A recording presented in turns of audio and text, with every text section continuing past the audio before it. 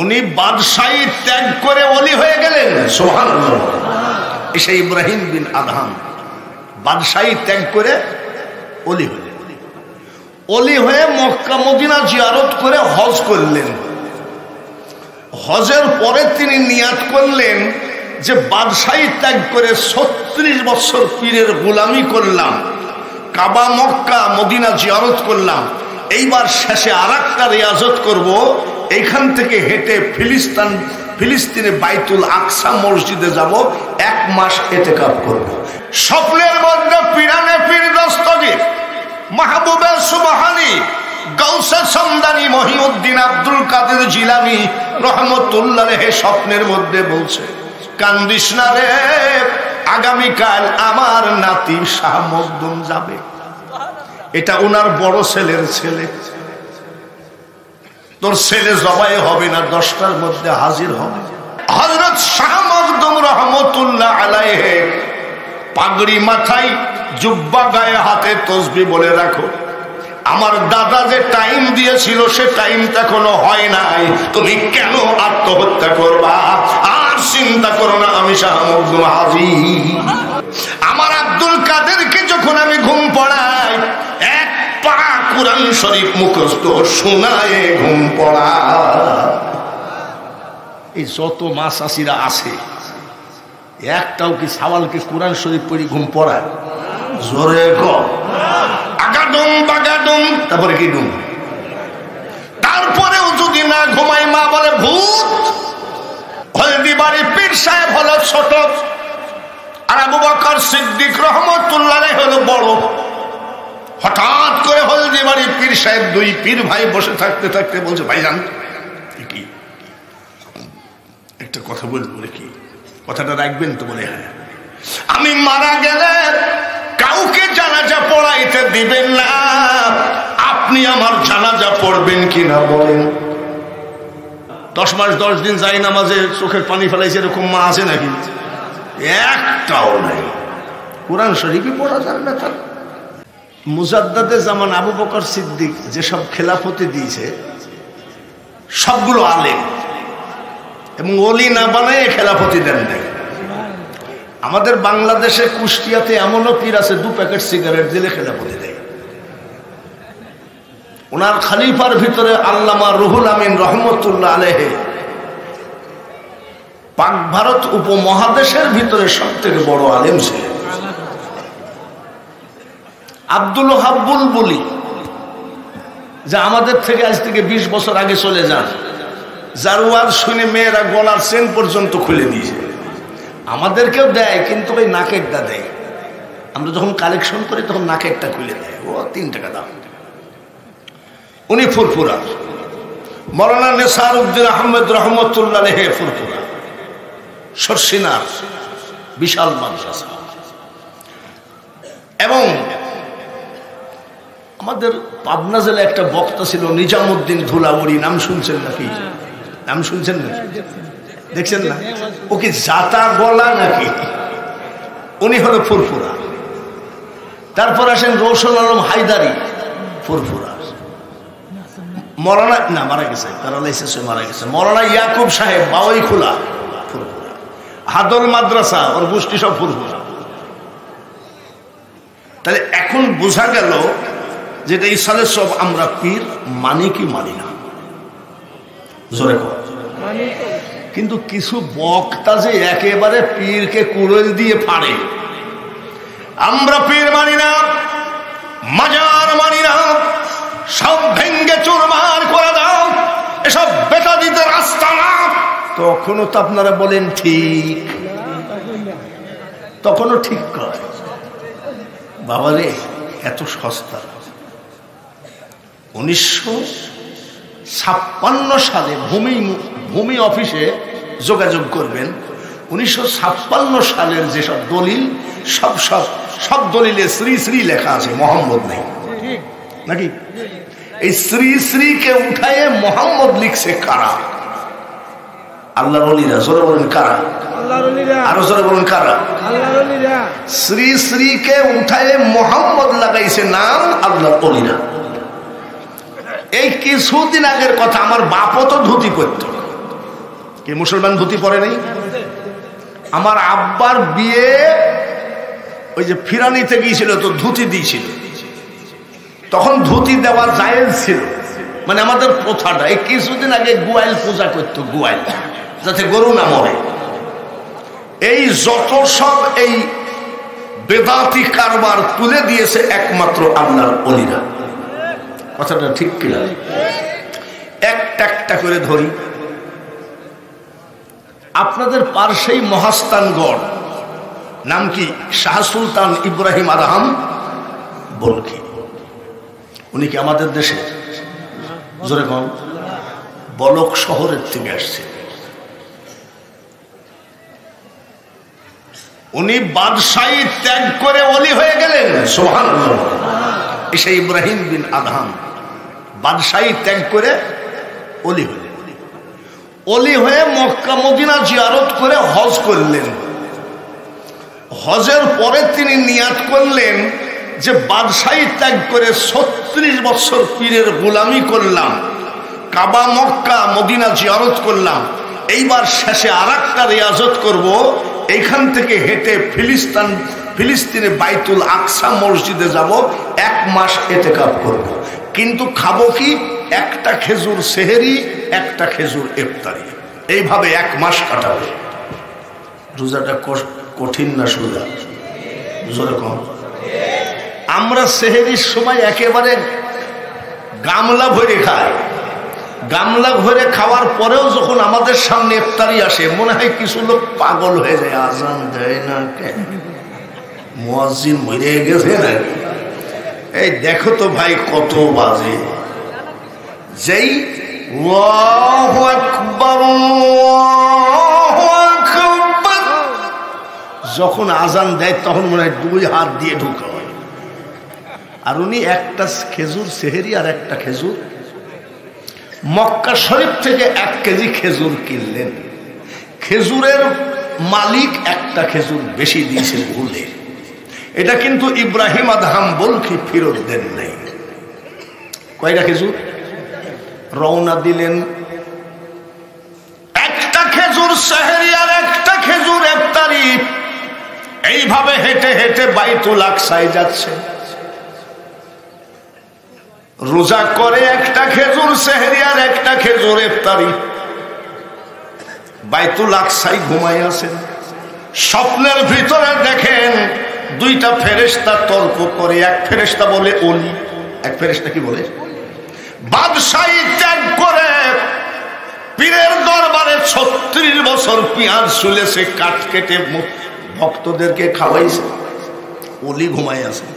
আর একটা ফেরেশতা বলে না, উনি স্বপ্নে দেখতেছে। এক ফেরেশতা বলে ওলি, আর এক ফেরেশতা বলে না। বলে কেমন? বলে মক্কা শরীফ থেকে 1 কেজি খেজুর কিনলো, একটা খেজুর ফেরত দেয় নাই, যার জন্য ইব্রাহিম আদহামের আমল নামায় 1 মাস নেকি প্রবেশ করে না। খেজুর কয়টা? আমরা এরকম খেজুর খাইনি নেই। একটা খেজুরের কারণে 1 মাস কি বন্ধ? নেকি বন্ধ। আর আমরা বাজারে যাই, এই বড়ই কত কেজি? 60 টাকা। বড়ই আলা ওজন করতে করতে তো 250 মাইল দিয়ে। ঠিক কিনা? এত সহজ কথা। ইব্রাহিম আদহাম বলকি ওলি হয়ে গেলেন, ঘুমায় আছেন। আমার নবীজি স্বপ্নের ভিতরে বলে, ইব্রাহিম ওই দেশে যাও, ইসলামের দাওয়াত দাও। স্বপ্নে নবীজিকে বলছেন, নবী গো আমি তো যেতে রাজি আছি, কিন্তু আরব সাগর পাড়ি দিব কেমনে? আমার নবী ডাক দিয়ে বলে, কবে যাবা? কখন যাবা? এখনো দিন তারিখ ঠিক করো নাই। আরব সাগরের কিনারে দেখো বড় বড় মাছ, বড় বড় হাঙ্গর, বড় বড় কুমির 6 মাস আগে বালুচরে অপেক্ষা করতেছে, তোমাকে পিঠে করে পার করে দেবে। মহাস্থানগড়ে কারা কারা গেছেন হাত তোলেন? মেলা লোকই তো দেখছি। মহাস্থান করে যখন উঠবেন তখন লেখা আছে মাহি সোয়ার আছে নাকি, মাছের পিঠে উঠে উনি আরব সাগর পাড়ি দিয়ে আসলেন। তখন ওই জালেম বাদশার নাম ছিল পরশুরাম। কি নাম?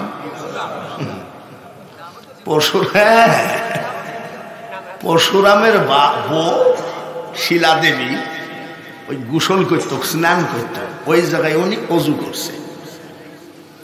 এইবার ওই গোসাই ঠাকুরের দল ওর বাবা পরশুরামকে যাই বলল, মুসলমান ফকির অজু বানাইছে, পানি নাপাক হয়ে গেছে।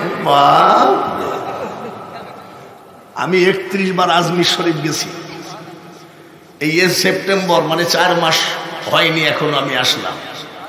তো আমি রাজস্থান প্রদেশে ঘুরে বেড়াচ্ছি। আমি তো ঘোরার খুব ইচ্ছা, মানে এই যে 6 মাস একভাবে ওয়াজ বন্ধ থাকে, তো ওয়াজে মানে ব্রেন এলোমেলো হয়ে যায়, তখন আমি টুক করে বাড়িতে না বলে পলে চলে যাই। ওই আজমির শরীফ, দিল্লি নিজামুদ্দিন আউলিয়া, কুতুবুদ্দিন এই করে বেড়াই। হাঁটতেছে দেখি 4-5 জন হিন্দু বসে পায়খানা করতেছে গোল হয়ে। আবার কোন জাতি, লজ্জা শরম কিছু নাই, সবাই সবাইকে দেখতেছে। আমার কাছে ক্যামেরা ছিল তখন, এখন তো মোবাইলের জামানা, তখন মোবাইল ছিল না, ক্যামেরা ছিল। তো ক্যামেরা মারলাম, মারতে যাচ্ছে, আবার চিন্তা করলাম যদি ওরা মারি ফেলে, আমাকে মারি ওটা ফেলতে পারে। খোদার কসম করে বাপ পায়খানা ফিরে পানি না নিয়ে চলে গেল। তা আমি একজনকে জিজ্ঞেস করছি, ওরা পায়খানা ফিরে পানি নিল না কেন? বলছে পায়খানা ফেরার সময় আপনি দেখেন না পলতি কানে পেঁচানো ছিল। আমি কে? পলতি কানে পেঁচাইলে নাপাক হয় না। আর ওই জায়গায় অজু বানাইছে আমার আল্লাহর ওলি, আর নাপাক হয়ে গেছে। মুসলমান ফকিরকে তাড়ায় দাও। ইব্রাহিম হাম্বলখী রহমতুল্লাহ বলেছিলেন, পরশুরাম,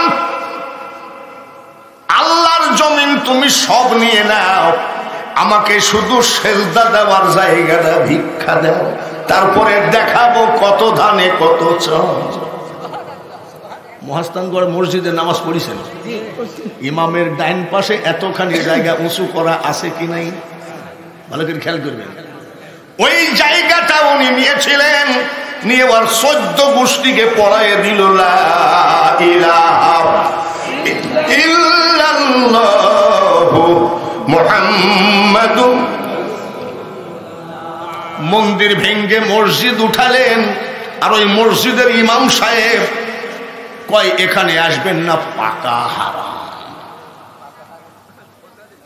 আবার কেউ যদি মাজারে টাকা দেয় না, ওই ইমাম সাহেব বলে থাকবে থাকবে থাকবে না, দিয়ে না।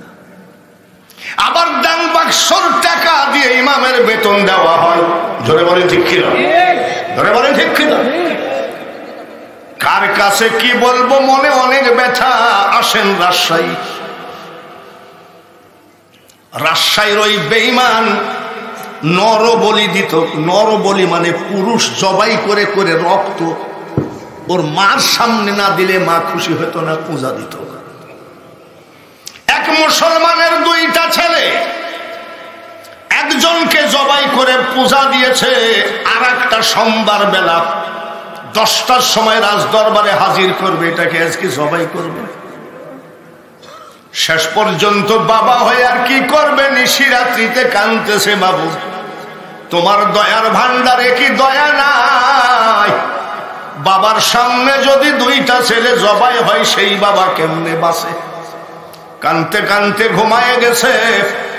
স্বপ্নের মধ্যে পিরানে পীর দস্তগীর, মাহবুবে সুবহানী, গাউসে সমদানি, মহিউদ্দিন আব্দুল কাদের জিলানী রহমতুল্লাহ স্বপ্নের মধ্যে বলছে, কান্দিস না রে, আগামীকাল আমার নাতি শাহ মখদুম যাবে। এটা ওনার বড় ছেলের ছেলে। তোর ছেলে জবাই হবে না, 10টার মধ্যে হাজির হবে। আস্তে করে ছেলেটাকে নিয়ে নদীর কিনারে দাঁড়ায় আছে, দেখিয়ে আসো। 8টা, 8:30, 9টা, 9:30, 9:45। এমন সময় বাবা চিন্তা করলো, আব্দুল কাদের জিলানীর স্বপ্ন যখন ভুয়া, সব ভুয়া, চল যাই 2 জন ডুবে মরি, বাপ বেটা 2 জন। জবাই করার থেকে বাপ বেটা দুইজন ডুবে মরি। কেবল নিয়াত পাকা করেছে, কুমিরের পিঠে উঠে হযরত শাহ মখদুম রহমতুল্লাহ আলাইহি পাগড়ি মাথায়, জুব্বা গায়ে, হাতে তসবিহ বলে রাখো, আমার দাদা যে টাইম দিয়েছিল সে টাইমটা এখনো হয় নাই, তুমি কেন আত্মহত্যা করবা? আর চিন্তা করো না, আমি শাহ মখদুম হাজির।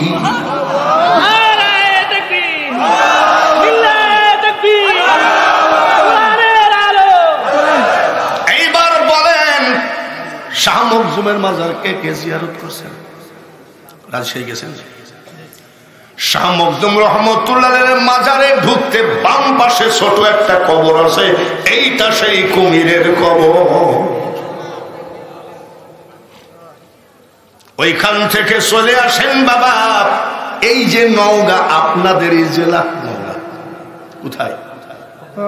নওগাঁ, কি নাম? শাহ শরীফ। ওই জায়গার বেঈমান রাজার নাম হলো ভাংসিং। বাবার নামের ডিজাইন কি! ভাংসিং। উনি এমন টাইমে আসছে, ভাংসিং রাজা পূজা দিচ্ছে ওর মাকে, চাই না মা গো রাজা হতে। ওর মাকে বলছেন রাজা টাজা হবো না। এমন সময় শাহ শরীফ জিন্দানি রহমতুল্লাহ হাজির। এই কি করো? বলে আমার মাকে পূজা দিচ্ছি। তোর মা কি খাইতে পারে? তাই কি পারে?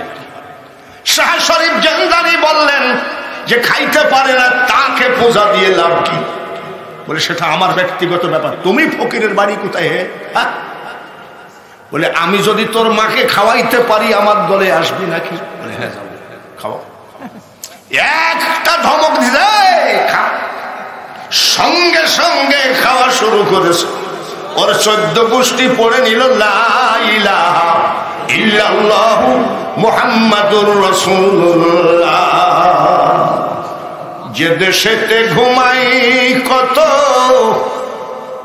আউলিয়া দরবেশ, সে যে আমার জন্মভূমি সোনার বাংলাদেশ।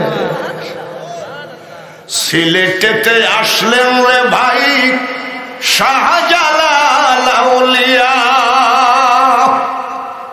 ইসলাম প্রচার করতে আনলেন শাহপরানকে নিয়া। কত জাতি হলো মুসলিম, সৈনা উপদেশ, সে যে আমার জন্মভূমি সোনার বাংলাদেশ। দক্ষিণে হযরত খান জাহান আলী এক রাত্রে 360টা দিঘি কাটছে। এখনো কুমিরকে কালা পাহাড় ধলা পাহাড় বললে কুমির চলে আসে। এই পর্যন্ত কোনদিন শুনলাম না খান জাহান আলীর কুমিরে কোনো মানুষ খাইছে। শুনছেন নাকি না? ভক ভক করে আমি একলাই বকছি। শুনেছেন? ওরে পাগলের দল, যে অলির নামে কুমির মানুষের ভক্ত হয়ে যায়, ভালো করে মনে রাখো, এই জমিনে একমাত্র তরিকতেরই ইজ্জত থাকবে, তাছাড়া থাকবে না। জোরে বলেন ঠিক কিনা? আমার জীবন, এই বাবা আমার বয়সটা কি কম নাকি? 78 বছর বয়স, 43 বছর ওয়াজের বয়স। কম দেখলাম না রে। যারাই আল্লাহর ওলির বদনাম করলো, বিরোধিতা করলো, তাদের জীবনটা সব ধ্বংস হয়ে গেছে, আর উদ্ধার পায় না। যারা পীর মানে না, এই যে আমার এই বয়সে যারা পীরের বিরুদ্ধে ফতুয়াবাজি করে, তারা দেখবেন আমার বয়স পর্যন্ত যেতে পারবে না, ওই লাঠি ধরে গুতাই বেড়াবে। আর আমার এখনো ডায়াবেটিস নাই, মাথা ধরা নাই, পেটে ব্যথা নাই, গলা দেখলে বুঝতেছ না এখনো তো গানে টান মারি নাই। গানে যখন টান মারব তখন গা বুঝব। এ দুনিয়া দেখতে সুন্দর রে মানুষ, শুধু মায়ার ঘর।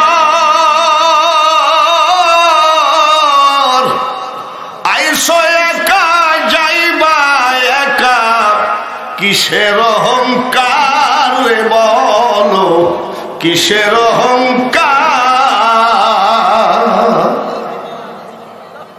বাবা আস্তে আস্তে রংপুর টাউনে আছে আল্লামা কেরামত আলী জোনপুরি রহমতুল্লাহ। রংপুর মৌলানা কেরামত আলীর মাজার কে কে জিয়ারত করেছে হাত তোলেন? একজন পাওয়া গেছে। আমি মৌলানা কেরামত আলী জোনপুরীর মাজারে 10 বছর একাধারে শবে বরাতের 3 দিন এতেকাফে থাকছি। মসজিদের ভিতরে ওনার স্ত্রীর মাজার। উনি আসলেন ইসলামের দাওয়াত দিতে। সুবহানাল্লাহ। এক বদমাইশ করেছে কি, ওর ছেলেকে বলতেছে, শোন এই বদমাইশ পীর ডাকে তাড়াবো। পীর দেখলে আবার কিছু লোকে চুলকায়। ওর ছেলে বলছে আমিও পীর ডাকে দেখতে পারি না। বলে কি হবে? কাফনের মধ্যে তোকে পেঁচাবো, কাফনের মধ্যে পেঁচাবো, পেঁচাই নিয়ে যাই বলবো হুজুর জানাজাটা করে দেন। কয় তাকবীরে জানাজা? যখন এই মৌলানা কেরামত আলী আল্লাহু আকবার বলবে, তুই কাফনের ভিতর থেকে ঠেলি উঠবি। তারপরে আমার কাছে লাঠি থাকবে, একটা মাথার পরে মাইরে ওকে মার্ডার করে ফেলবে। সূরা ইউনূসের ৬২ নম্বর আয়াতটা বাড়ি গিয়ে বাংলা কোরআন শরীফে দেখবেন, আলা ইন্না আউলিয়া আল্লাহি লা খাউফুন আলাইহিম ওয়ালা হুম ইয়াহজানুন। আল্লাহ তাআলা বলেন আল্লাহর ওলিদের কোনো ভয় নাই, চিন্তা নাই, টেনশন নাই, আমি আল্লাহ তাদের জন্য যথেষ্ট। এবং আল্লাহর জবানে বলেছে ওলি আল্লাহর জীবনে ক্ষতিগ্রস্ত হবে না। কথাটা কার? ওলি আল্লাহর জীবনে কি হবে না? ক্ষতিগ্রস্ত হবে। গেছে বলছে প্রথম তাকবীরে লাফ দিয়ে উঠবি, আর এই যে আমার লাঠি নিলাম। যে বলছে হুজুর একটু জানাজা করে দেন। কইলে তোমার এলাকার মোল্লা মৌলবী জানাজা করো গা। বলছে আমি মানতি করেছি যে আমার ছেলেটা যখন মরেই গেল আপনাকে দিয়ে জানাজাটা করো। আরে যাও তো অন্য হুজুর দি করো। বললে আমি মানতি করেছি যে। বলে তাই নাকি? আসলে মারা গেছে নাকি? সে বলছে মারা না গেলে তো তাজা আনছি নাকি। চলো যাই। আল্লাহু আকবার, আল্লাহু আকবার। ওটা হলো ছেলে উঠে না। আল্লাহু আকবার উঠে না। এখন ওর বাপ কয় হারামজাদা উঠে না, ওকে এত শিখাইলাম উঠে না। আল্লাহু আকবার কয়টা? কয়টা? আল্লাহু আকবার কয়টা? আসসালামু আলাইকুম ওয়া রাহমাতুল্লাহ, আসসালামু আলাইকুম ওয়া রাহমাতুল্লাহ। তখন দেখছে সে ছেলে তো উঠলই না, তো ওকে মারা তো হলো না। বলে এই ভাই তুমি যে পীরগিরি করো খাঁটি না ভণ্ড পীর? বলে খাঁটি পীর। খাঁটি পীর তুমি তো জানাজার নামাজই যাও, বাস্তবিক লেখা। বলে সঙ্গে জাহেলের বাচ্চা জাহেল, তোর ছেলে আসলে মরে নাই, আমি কেরামত আলী ঘরের ভিতর থেকে জানি। সুবহানাল্লাহ। ভালো করে শোন, তাজা মানুষের তো জানাজা হয় না, যার জন্য আমি মৌলানা কেরামত আলী প্রথম তাকবীরে তোর ছেলেকে মেরে ফেলেছি। মরার পরে 4 তাকবীরে জানাজা করেছি। আজকে ওয়াজটা একটু দেরি হবে, রাজি আছেন তো? বলেন ইনশাআল্লাহ। যে আবু বকর সিদ্দিক রহমতুল্লাহ আলাইহি ফুরফুরার বড় হুজুর মুজাদ্দাদে জামান, উনি যশোরের 12 বাজারে আসছিলেন এক মুরিদের বাড়ি। 3 দিন পেশাব পায়খানা করেন নাই। মুরিদ জিজ্ঞাসা করে হুজুর একটা কথা বলবো। বলে কি? 3 দিন আপনি আমার বাড়িতে আসেন, পেশাব পায়খানা করলেন না, কারণ কি? মুজাদ্দাদে জামান আবু বকর সিদ্দিক রহমতুল্লাহ আলাইহি বলেছিলেন, বেটারে আমি আবু বকর তো তোর চোখের মতন চোখ নয়, আমার চোখ দিয়ে চারিদিকে তাকায় দেখি আল্লাহর ওলি ঘুমায় আছে এই এলাকায়। আমি আবু বকর পেশাব ফিরার জায়গাটা পাই না। আমি ফুরফুরা ওনার মাজার জিয়ারত করেছি 2 বার। ফুরফুরাই আব্দুল হাই সিদ্দিকের মাজার জিয়ারত করেছি। হাওড়া থেকে গাড়ি নিয়েছিলাম রিজার্ভ করে। বাইরে আমার বাবাজিরে, আমি ফুরফুরা আবু বকর সিদ্দিকের পীর হযরত সুফি ফতে আলী শাহ রহমাতুল্লাহের মাজার জিয়ারত করেছি অনেকবার। কলকাতায় যদি কেউ যান, রিকশাওয়ালাকে বলবেন গোবরা গোরস্থানে যাব। গোরস্থানে ঢুকতেই ডান পাশে সুফি ফতে আলী ঘুমিয়ে আছে। আবু বকর সিদ্দিক কত বড় ভাগ্যবান মুরিদ। হাওড়া স্টেশনে ট্রেনের অপেক্ষায় ছিলেন। আবু বকর সিদ্দিকের রানের উপরে মাথা দিয়ে ওনার পীর মারা গেছে। ওনার পীর মারা গেছে, আমি দেখছি। আমি সব তদন্ত করি, আন্দাজে কথা বললে সে কথার কোনো দাম নেই। আমাদের দেশে একটা বক্তা ছিল রেজাউল করিম কাউসারি, মারা গেছে, আল্লাহ পাক জান্নাতবাসী করে। আমার থেকে অনেক বয়সে ছোট, কিন্তু ডায়াবেটিস বা অসুস্থর কারণে মারা গেছে, উল্লাহ পড়ে জান্নাতবাসী করে। উনি একবার হিন্দুদের বিরুদ্ধে বলে 40 দিন জেল খাটছে, হিন্দুদের বিরুদ্ধে বলে। আমাকে বলছে যে ভাই 40 দিন জেল খেটে আমার দেহে কিছু না, হিন্দুদের বিরুদ্ধে বলছে। আমি হঠাৎ করে দিল্লি থেকে একটা গাড়ি রিজার্ভ করলাম। আমার স্ত্রী ছেলে মেয়ে সব আছে। মথুরাই শ্রীকৃষ্ণের জন্মস্থানে যাব। আমার বউ বলতেছে কোথায় যাচ্ছে? বলে শ্রীকৃষ্ণের, হিন্দুদের জন্মস্থান শ্রীকৃষ্ণ। আমাদের যেমন নবীজির জন্মস্থান কোথায়? মক্কায়। আর উনাদের নবীর জন্ম হলো মথুরা। আমার বউ বলতেছে এত বড় একজন আলেম আর তুমি যাচ্ছ শ্রীকৃষ্ণের জন্মস্থান। আমি বউরে, আমি আলেম বলেই তো যাচ্ছি, না দেখলে সঠিক হয় না, না দেখলে সাক্ষী হয় না। আশহাদু আল্লা ইলাহা ইল্লাল্লাহ, আমি সাক্ষী দিচ্ছি আল্লাহ এক। নবীজি দেখেছে বলে তাই তো বলছে আমি দেখেছি, না দেখলে সাক্ষী হয় না। দেখেছে বলেই তো সাক্ষী দিচ্ছে। কাউসারি সাহেব 40 দিন জেল খাটল রে। আমি একটু দেখে আসি। আমার ছোটবেলার থেকে অভ্যাস একটু দেখা। 9 বার কাবা জিয়ারত করেছি। আমি শুধু গাড়ি রিজার্ভ করে সর্বপ্রথম কি করেছি দেখেন, মুআল্লিমকে বলছি মা হাওয়ার মাজার কোথায়? তো বলছে জেদ্দায়। তো আমি হাওয়ার মাজার জিয়ারত করে তারপরে হজ করবো। তা বলছে আপনি একটা বেদাতি লোক। তাহলে ভাই আমি একটা বেদাত করি না, অসুবিধা নেই। বলে আমি তো বহু হাজি নিয়ে আসছি, কেউ তো হাওয়ার মাজার জিয়ারত করেনি, আমি জিয়ারত করবো, তো তোর অসুবিধা নেই। বলে আপনি যান। কোন গাড়িওয়ালা বলতে পারে না। হঠাৎ করে পাকিস্তানের ড্রাইভার বলছে ওইখানে আমি ভাড়া থাকি, আসেন 300 টাকা লাগবে, মানে সৌদি আরবের। আমি 300 দিব। সৌদি যাই দেখি বিশাল পাঁচির দেওয়া লেখা আছে মা হাওয়ারের সাথে। আমি জিয়ারত করে বলছি মা হাওয়া আর বাবা আদম যদি দুনিয়ায় না আসতো, এই সুন্দর দুনিয়া দেখতাম কি করি? তো জিয়ারত করলাম। আমার একটু দেখার খুব ইচ্ছা এখনো। এই বয়সে লন্ডন গেলাম, রাশিয়া, কি বলে আয়ারল্যান্ড, স্কটল্যান্ড, এসব দেখতে গেছি। ওই যে প্রিন্সেস ডাইনার কবর দেখতে গেছি। আমাকে বলছে আপনি প্রিন্সেস ডাইনার কবর আপনি দেখবেন কেন? আমি দেখলে অসুবিধাটা কি? গয়া গেছি, কাশী গেছি, মথুরা, বৃন্দাবন গেছি। দেখবেন যে হিন্দুরা এই বাউকে করে ছোট ছোট কলস নিয়ে কয় ভোলে বাবা পার করেগা। এটা কি ব্যাপার? মানে ভোলানাথ বাবা ওদের পার করে। তবে এটা কি বলে আমারা হজ হ্যাঁ, হজ মানে ওয়ারে হজ। 35 মাইল রাস্তা হেঁটে যেতে হবে। বাবা, এ তো ইমানও তো আছে। আর আমাদের দেশের লোকেরা কি করতে হবে? বাসে যাই, ওই জায়গায় নাই, খোদার কসম আমি হাইটে এসেছি। আমি এসব ওদের কাছে জিজ্ঞেস করে রিসার্চ করে অসুবিধা আছে নাকি?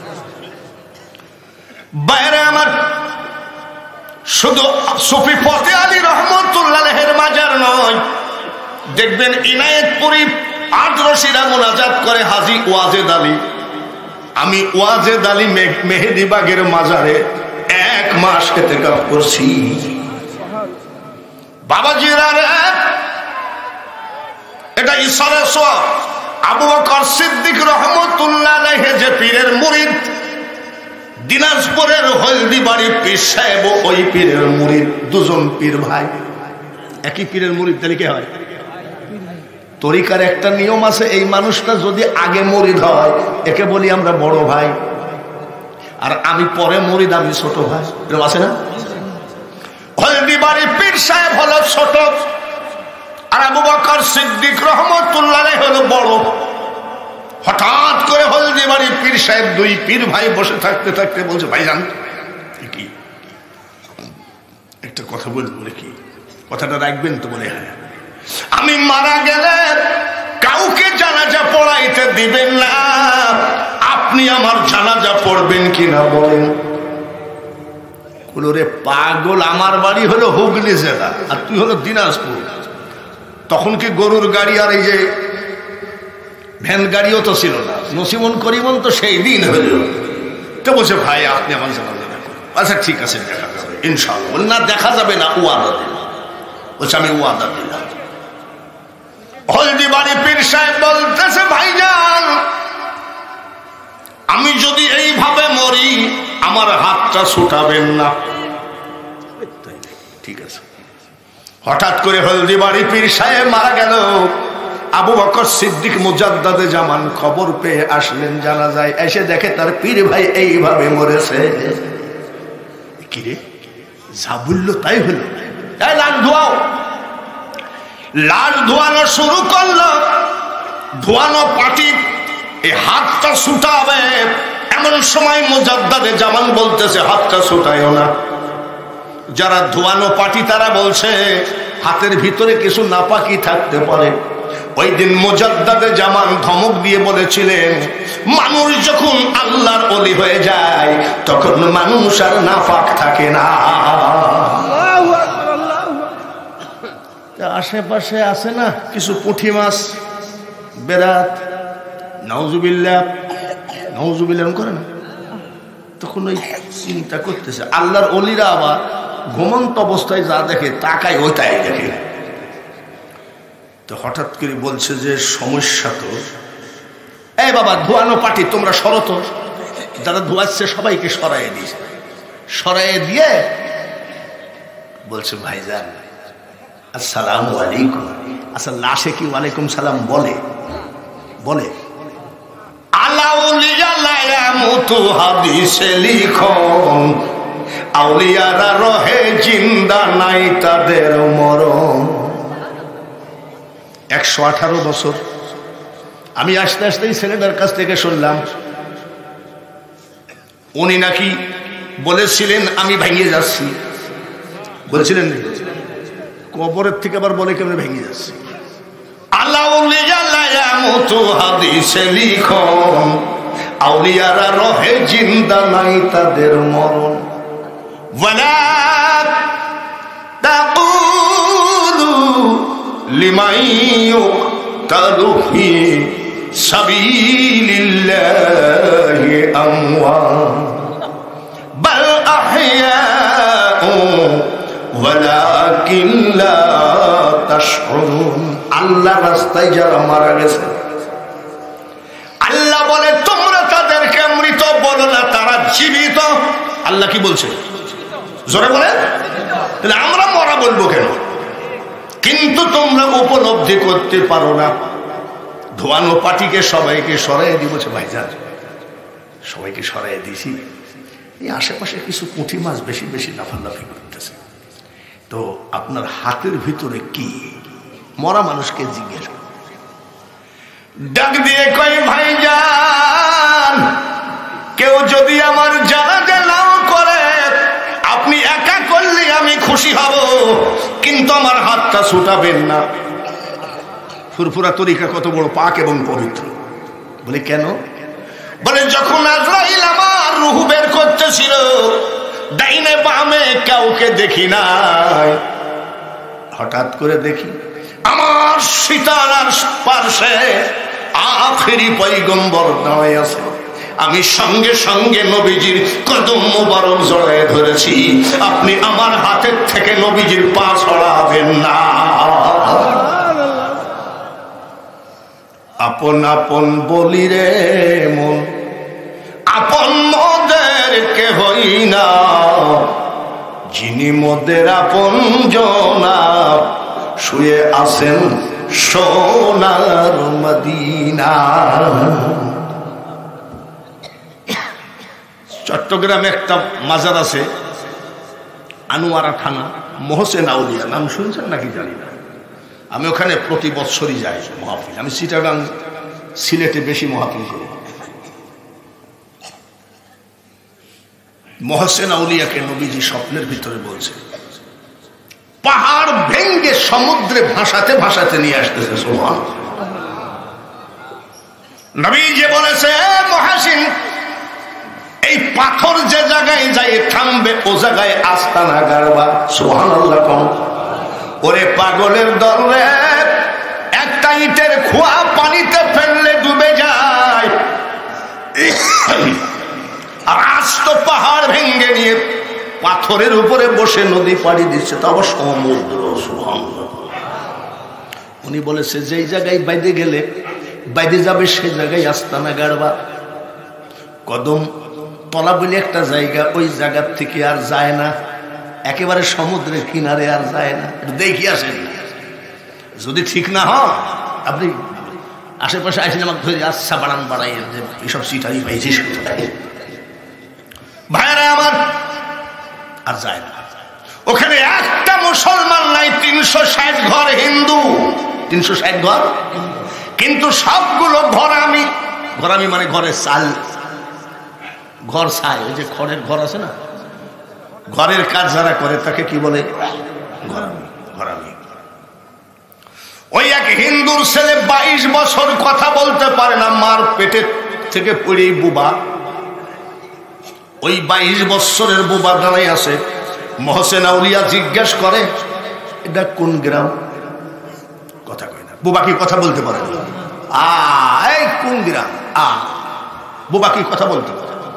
তোমার নাম কি? তোমার বাপের নাম কি? কত ঠাকুর গোসাইয়ের তেল পড়া পানি পড়া তাবিজ ওই ঘরামি বেটার গলায় বেঁধে দিয়েছে। কোন গোসাইয়ের বাপের ক্ষমতা হয় নাই বুবাকে ঠিক করতে। আর হযরত মহসিন আউলিয়া রহমতুল্লাহ আলাইহি ঠাস করে এক চড় মারছে। আমি জিজ্ঞেস করছি তোর নাম কি? ঠাস করে চড় মারাতে এক চড়ে জবান খুলে গেছে। নারায়ে তাকবীর। বলুন আরো জোরে বলেন, নারায়ে তাকবীর। এক চড়ে জবান খুলে গেছে। সুবহানাল্লাহ। দৌড় মেরে গেছে। ওর বাপ ওই চাল দড়ি বাঁধতেছে, চালের ওই বাটা বাঁধতেছে। এমন সময় কয়, আব্বা তাড়াতাড়ি আইসো, দেখো দেখো একটা সোনার মানুষ এসেছে। কিরে? আমার ছেলে কুশায় ঠাকুর পাদরি কবিরাজ, এত দুয়া পানি পড়া তেল পড়া জল পড়া কোনো ভালো হলো না, তুই বলছিস কি? বলে আব্বা চলো সোনার মানুষ আসছে। সবাই দৌড় মারে, এসে দেখে হযরত মহসিন আউলিয়া একটা না দুইটা না 360 ঘর হিন্দু মুসলমান হয়ে গেল।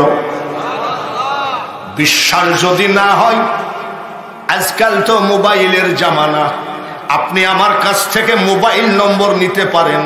আজমিরের খাদেমের নম্বর আছে, শাহজালালের খাদেমের নম্বর আছে, মহসিন আউলিয়ার খাদেমের নম্বর আছে, মাইজ ভান্ডারির খাদেমের নম্বর আছে।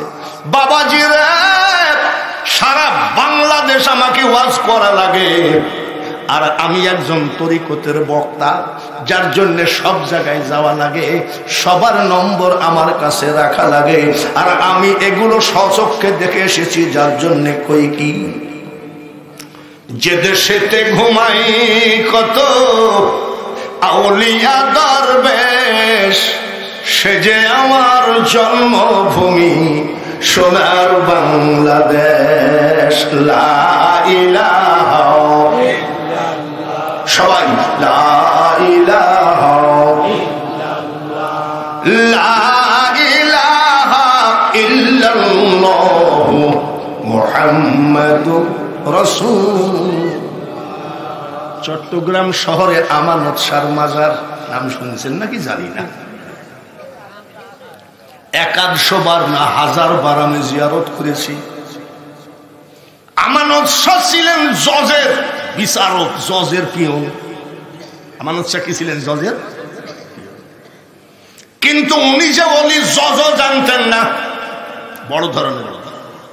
হঠাৎ করে সন্ধ্যার পরে চট্টগ্রাম কোর্টের বারান্দায় এক লোক চিৎকার করে কাঁদছে, দয়া হয়ে গেছে। এই কান্দো কেন? বলে রাখেন তো ভাই, কান্দো কেন? বলে আমি কানলে তো আপনার যায় আসে না। বলে কি হয়েছে বলো। বলে ভাই, আমি আমার মামলার তারিখটা দেখতে আসছিলাম, আইসি দেখি সকালে আমার রায় হবে, ফাঁসি হয়ে গেছে। আমি কাগজপত্র কিছু আনি নাই, তো যাও নিয়ে আসো। বলে ভাই আপনি কি পাগল? আমার বাড়ি 3 রাত 3 দিন লাগে যাইতে, 3 রাত 3 দিন পরে আজকে পৌঁছায় দেখি যে আমার কালকে ফাঁসির রায়। চিৎকার করি কাঁদতেছে। আমানত শাহ চারিদিকে তাকে বলছে আমি একটা কাজ করে দিতে পারি। বলবা না তো? তোমার কাগজ আইনে দিতে পারি। বলে ভাই ফকিরি দেখায় না তো কেন? বলে আমি যদি একটু আইনে দিতে পারি, তোমার অসুবিধা আছে? তুমি জানি দাও তো কিরকম ফকিরি করো, আনো। কিসের ভিতরে আছে? বলে লোহার ট্রাঙ্কের ভিতরে আছে। মনে আছে তো? মনে আছে। চোখ বন্ধ করো। বলে হ্যাঁ চোখ বন্ধ করলাম, কি করতে হবে বলে। ও লোকটা খুব রাগ। চোখটা বন্ধ করো। বন্ধ করলাম। ট্রাঙ্কের হ্যান্ডেলটা ধরো। ধরিস ধরিস। চোখ খুলো। চোখ খুলেই দেখে ট্রাঙ্ক ওই আসামির হাতে। ওই আসামির একটু পেট পাতলা ছিল, সবাইকে বলে দিয়েছে। পেট পাতলা লোক আছে না, বলে দিয়েছে। শেষ পর্যন্ত ধরা পড়ে গেল। জজ সাহেব বলতেছে হুজুর আপনাকে দিয়ে ঘর ঝাড়ু দিয়ে নিয়েছি, আপনাকে দিয়ে চা টানায় নিয়েছি, আপনি খবরদার কিছু মনে করবেন না, আল্লাহর ওয়াস্তে আমাকে ক্ষমা করে দেন, আপনি বিদায় হয়ে চলে যান। চিটাগাং শহরে যাবেন, যে কোনো একটা লোককে জিজ্ঞেস করবেন শহর কুতুব কেডা, বলে হযরত বাবা আমানত শাহ। চিটাগাঙ্গের সুরি মাছ দেখছেন কেডা? আন্দাজি বললেন না, সুরি মাছ দেখতে সুরির মতন না? বাঘাবাড়ি ঘাটে সমুদ্রের একটা মাছ ধরা পড়েছে 2.5 মণ। বাঘাবাড়ি ঘাটে কত জায়গা থেকে কত মাছ ভুলে আপনার আমার খাল বিল নদীতে আসে, কিন্তু সুরি মাছ কোনোদিন ভুল করে আসে না কেন? আমানত মহসেন আউলিয়া আর বদর শাহ আউলিয়া মামা ভাইগনা। মামা হলো বদর শাহ, মহসেন আউলিয়া হলো ভাইগনা।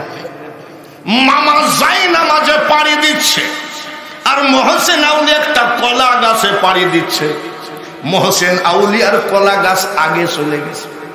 বদর শাহ মামা রাগ করে এইভাবে চাকু মারছে, চাকু এই জায়গায় লাগছে। বলে আমার উপরে বেশি কেরামতি দেখাইস। বলে মামা আমি তোর কলা গাছকে বলি নাই যে আমার মামার যাই নামাজের আগে যাও, কলা গাছ আগে গেলে আমি কি করি? চাকু ফেলে দিল, চাকু ডুবে না। চাকু চাকুর জবান দিয়ে বলতেছে মহসিন আউলিয়া বদর শাহ, আপনার যারা 2 মামা ভাগ্নির কেরামতি দেখালেন, আর মাঝ নদীতে আমাকে ফেলাই দিচ্ছেন, আমি কি অপরাধ করেছি বলেন? বদর শাহ আউলিয়া বলে যারে বেটা তুই একটা মাছ হবি, তোর নাম হবে সুরি মাছ। চিটাগঙ্গের লোক তোকে বেশি বেশি করে পছন্দ করবে। আমাদের কোন দোকানে 100 টাকা কিনতে গেলে পাবেন না। চিটাগং কক্সবাজারে যদি বলেন 10 টাকা চুরি মাছ দরকার, আমার মনে হয় অনেকের গোডাউন ভর্তি আছে, শুধু গাড়ি সাজায় দেবে। একটা একটা করে ধরি নাকি? রাজি আছেন? রাজি আছে? আচ্ছা বলেন তো, বড় পীর সাহেব ওলি না ভণ্ড? জোরে কম। আপনাদের এখানে তো ভণ্ড পীর নাই, ভণ্ড পীর যত সব গোষ্ঠী। 6 ইঞ্চি মুস, মেয়ে লোকের মাথায় অত চুল নাই, চুল দাড়ি কাটিস নি কে? বলেন না, আল্লাহর নিয়ামত যেভাবে নিয়ে আসছে ওইভাবেই কবরে যাও। তাহলে চুল যদি জীবনে না কাটে, মুখ যদি জীবনে না কাটে, তাহলে ওর বগলের মধ্যে কি অবস্থা? এরকম পীর আমাদের ওখানে পাওয়া যায়। বড় পীর আব্দুল কাদের জিলানী সমস্ত পীরেদের নেতা, বলেন মারহাবা, নারায়ে তাকবীর। 4 বছর বয়স, কয় বছর? 4 বছর বয়সে আব্দুল কাদের জিলানী রহমতুল্লাহের মা মাদ্রাসায় নিয়ে ওস্তাদকে বলছেন হাফেজ বানাইয়ে দেন। বলে ঠিক আছে মা। মা জননী চলে গেল। এবার উস্তাদ বলতেছে আব্দুল কাদের পড়ো আউযু বিল্লাহি মিনাশ শাইতানির রাজিম। উস্তাদ ওটা আমি জানি। বিসমিল্লাহির রহমানির রহিম, হুজুর ওটা আমি জানি। আলহামদুলিল্লাহি রাব্বিল আলামিন, বলে হুজুর ওটা আমি জানি। আলিফ লাম মিম যালিকাল কিতাবু লা রাইবা ফীহি, বলে হুজুর ওটা আমি জানি। এই তুমি কতদূর জানো? বলে উস্তাদ 18 পারা পর্যন্ত মুখস্থ। বয়স কত? জোরে কর। উস্তাদ কই কি মানুষ না জিন? বাড়ি যাও। বাড়ি গেছে। বিকাল বেলায় উস্তাদ বড় পীর সাহেবের বাড়ির গেটে যায়, কয় আসসালামু আলাইকুম ইয়া আহলাল বাইত। ঘরে কে আছেন সালাম নেন। বড় পীর সাহেবের মা ডাক দিয়ে কয় ওয়া আলাইকুম সালাম। বেটা কে গো? জানি না, আমি আব্দুল কাদেরের মা। কোন পুরুষের সামনে যাই না, কোন পুরুষের সামনে। আর আমাদের দেশে কুরবানির ঈদ, রমজানের ঈদ, পহেলা বৈশাখ, তারপরে 14ই ফেব্রুয়ারি, মহিলাদের অত্যাচার আমরা হাঁটতেই পারি না। আর উনি বলছে আমি কোন পুরুষের সামনে যাই না। বলে মা আমার সামনে আসা লাগবে না। বড় পীর সাহেবের মা জিজ্ঞেস করি আপনি কে? বলে আমি আপনার ছেলে আব্দুল কাদেরের ওস্তাদ। সর্বনাশ, আমার আব্দুল কাদের কি কোনো বেয়াদবি করেছে? বলে না, আপনার ছেলের মতন আদবওয়ালা ছেলে হয় না। তো কি বলছেন? বলে মা গো, আপনি যে হাফিজি পড়তে দিলেন, আপনার ছেলে তো 18 পারা মুখস্থ। মা জননী পর্দার আড়াল থেকে বলে উস্তাদ জি ঠিকই বলেছেন। বলে মাদ্রাসায় পড়েছে নাকি? বলে না। কেমনে মুখস্থ হলো? আমার আব্দুল কাদেরকে যখন আমি ঘুম পড়াই, 1 পারা কুরআন শরীফ মুখস্থ শোনায় ঘুম পড়া। এই যত মা চাষিরা আছে, একটাও কি সাওয়ালকে কোরআন শরীফ পড়ি ঘুম পড়ায়? জোরে কর। আগাডুম বাগাডুম, তারপরে কি ডুম। তারপরেও যদি না ঘুমাই, মা বলে ভূত। ভূতের ভয় দেখায় ঘুম পড়লো না। তারপরে কয় বাঘ আসতেছে। পর্দার আড়ালে মা বোনেরা, যেসব মা ছেলেদেরকে বাঘের ভয় দেখায় ঘুম পড়ায়, ওই সন্তান কোনদিন আব্দুল কাদের হবে না। ওই ঘুমের মধ্যে থেকে মুখস্থ করিস। বয়স কত? 4 বছরের ছেলে বলছেন না। কেন? বলে আমি ঘুমের মধ্যে মুখস্থ করি নাই। বলে কেমনে মুখস্থ করলি? 4 বছরের ছেলে বলছে মা, আমি যখন আপনার পেটে ছিলাম, আপনি যখন কোরআন পড়তেন, পেটের ভিতর থেকে আমি সবগুলো মুখস্থ করে ফেলেছি। আব্দুল কাদের জিলানী হলো মাদার জাত আউলিয়া। সুবহানাল্লাহ। খাজা মঈনুদ্দিন চিশতি আজমিরি রহমতুল্লাহ আলাইহি 78 বছর বয়স, 43 বছর ওয়াজের বয়স। এই পর্যন্ত একটা মানুষকে মুসলমান বানাইতে পারি নাই। আর আমার খাজা মঈনুদ্দিন চিশতি 90 লক্ষ অন্য জাতিকে মুসলমান বানিয়েছে। কত লক্ষ? জোরে কম। আর আমরা জীবনে 5টা লোককে মুসলমান বানাতে পারলাম না। 90 লক্ষ মুসলমান বানাইছে, তো একটু আনন্দ লাগে না? উনি হাসতেছে। ওনার আম্মা জিজ্ঞাসা করে, হাসিস? বলে আমি হাসতেছি নাকি, হাসা আসতেছে। কি জন্য? 90 লাখ মুসলমান বানিয়েছে। মা জননী ডাক দিয়ে কই, বেটা মঈনুদ্দিন রে, তাহলে তুই হাসার কে? আমি তোর মা হাসবো। বলে কেমন? এটা তো তোর কৃতিত্ব নয়, আমি তোর মার কৃতিত্ব। বলে কেমন মা? যখন 10 মাস 10 দিন তুই আমার পেটে ছিলি রে বেটা, আমি তোর মা একটা নাইট ঘুম তো দূরের কথা, 2টো চোখের পাতা এক জায়গায় করি নাই। কদিন ঘুমাই নাই? জোরে কম। 10 মাস? জোরে কম। স্টার জালসা দেখিস? টিকটক? বলে মা তুমি ঘুমাওনি, কি করিস? বলে সারা রাত আমি নামাজ আদায় করেছি, যাই নামাজে বসে কোরআন তেলাওয়াত করেছি, আল্লাহর কাছে চোখের পানি ঝরে কাঁদছি, আল্লাহ আমার পেটের বাচ্চাটাকে তুমি বিশ্ব ওলি বানায় দিও। 10 মাস 10 দিন যাই নামাজে চোখের পানি ফেলাইছে, এরকম মা আছে নাকি? একটাও নাই। কোরআন শরীফই পড়া যাবে না তার? তাই নাকি মা? বলে হ্যাঁ, আমি ঘুমাই না। বলে না, আরো কথা আছে। বলে কি? মঈনুদ্দিন রে বেটা, শুনতেছেন তো? ঘুমাই গেছেন নাকি? যতবার, যত মাস, যত দিন তুই আমার বুকের দুধ খালি, আমি তোর মা বিনা ওযুতে আমার দুধ তোর মুখে ঠেকায় নাই। আচ্ছা, এরকম মা কি পাওয়া যাবে? যে কতদিন কত মাস ছেলে দুধ খাইলো, কিন্তু বিনা ওযুতে মা ছেলের মুখে কি দেয় নাই? আর আমাদের মারা ছেলে দুধ খাচ্ছে আর মা টিকটক। এখন আর টিভি দেখে না, টিকটক। মার খেয়াল কোন দিক? ছেলে দুধ খেতে খেতে ঘুমের মধ্যে টেবিলের নিচে চলে গেছে, টিকটক শেষ হয়ে গেছে, ছেলে খুঁজার দুধ কই গেলি? ছেলে কোথায়? কোথায়? আর মা খুঁজে পানে, কই গেলি?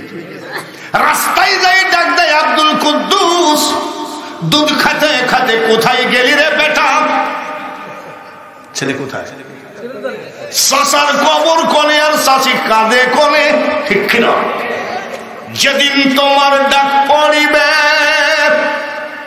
ওই কবর মাঝে শুইতে, জোগাড় কিছু করছো মাগো তার মাঝে বিছাইতে, এমন আযাব দিবে গো মা ওই কবরের ওই মাটিতে, আর গলা ফেটে পড়বে রক্ত চিৎকারের ওই ছোটেতে।